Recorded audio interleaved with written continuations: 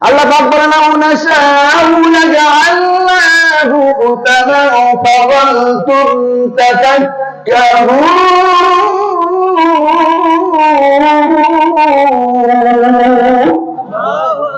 আমি ইচ্ছা করলে ধানের গাছে ধান ধরতে না, গমের গাছে গম ধরতে না, আলুর গাছ আলু ধরতে না, রসুন পেঁয়াজ কোনো জায়গায় কিছু হতো না। ইচ্ছা করলে এটা করতে পারতাম, কিন্তু কেন করিনি জানো?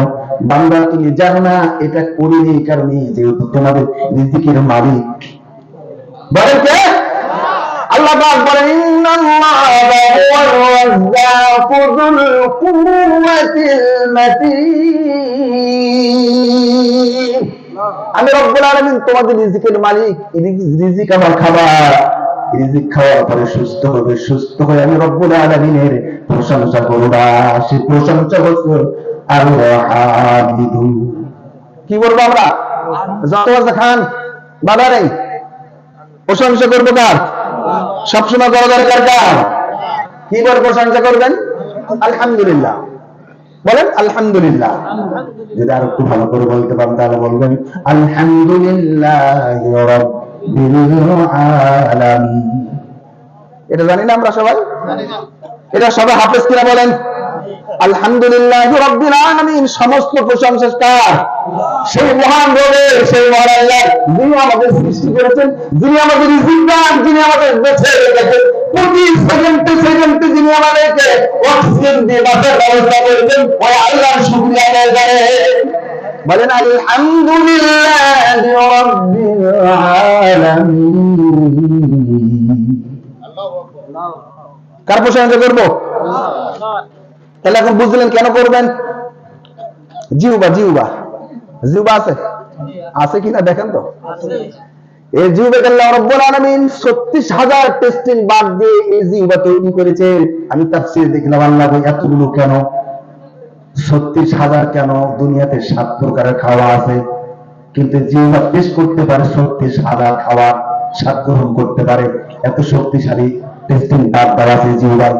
আল্লাহ পাক বলে বান্দা এই জন্য দিলাম দুনিয়া আমার বান্দারা খাবে, আর জান্নাতে প্রত্যেক জান্নাতীকে ৩৬,০০০ প্রকারের খাদ্যের ব্যবস্থা আমি আল্লাহ বান্দাদের জন্য করে রেখেছি।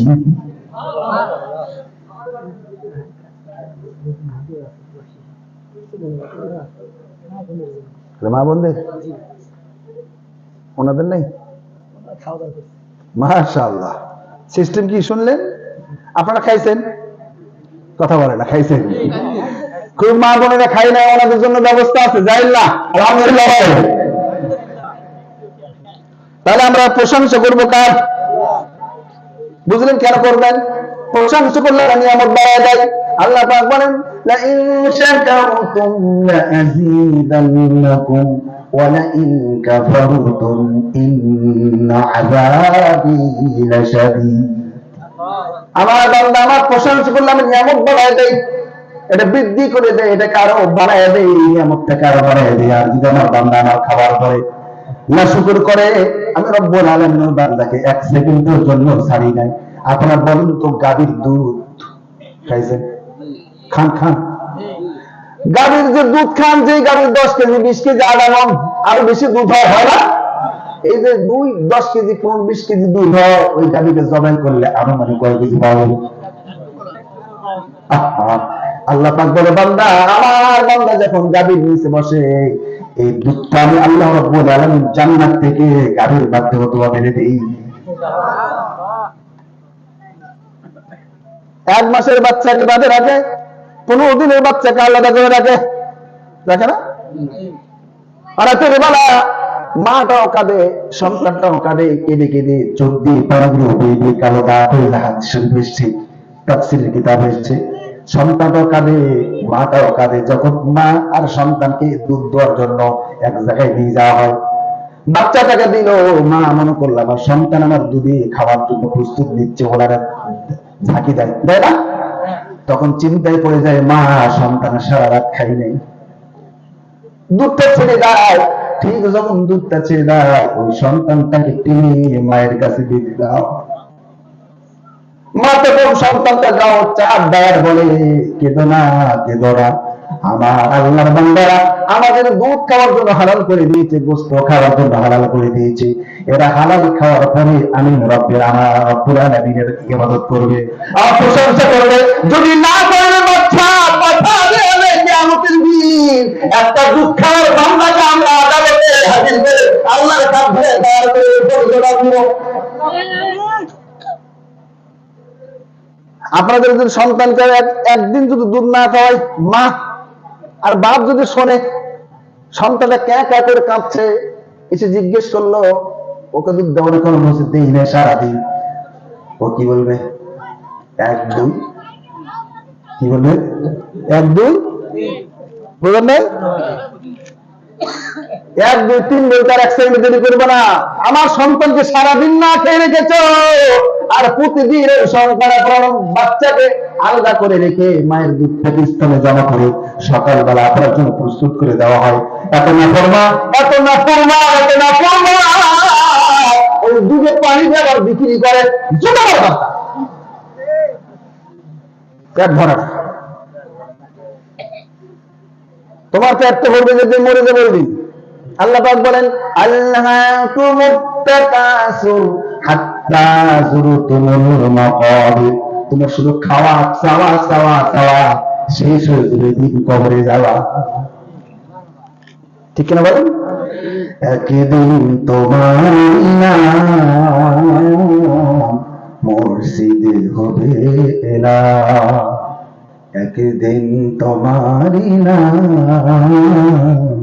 মসজিদে হবে এলা। তৈরি থেকো, তৈরি দেখো কবরের মাল সালাম, একদিন তোমারি নাম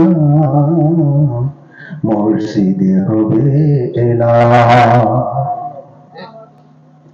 সেই দিন তোমারই জন্যে সাদা কাপড়ে মরাবে, সেই দিন তোমারই জন্যে আতর গোলাপ সাজাবে, সেই দিন তোমারই জন্যে সাদা কাপড়ে মরাবে, সেই দিন তোমারই জন্য আতর গোলাপ পরাবে। সেই দিন তোমাকে নিয়ে জানাজার মাঠে সবাই মিলে দুহাত তুলে দোয়া করবে, ক্ষমা করে দাও, মাফ করে দাও। আল্লাহু আকবার। ঠিক কিনা বলেন? ওই দিন অপেক্ষা করছে আমাদের জন্য, কেউ থাকবে না ওই অন্ধকার কবরে। আল্লাহ পাক বললো প্রশংসা করো আমার, প্রশংসা করলে নিয়ামত বানিয়ে দিব। এরপরে 4 নম্বর গুণ আল্লাহ পাক বলেন as-sa'i'un।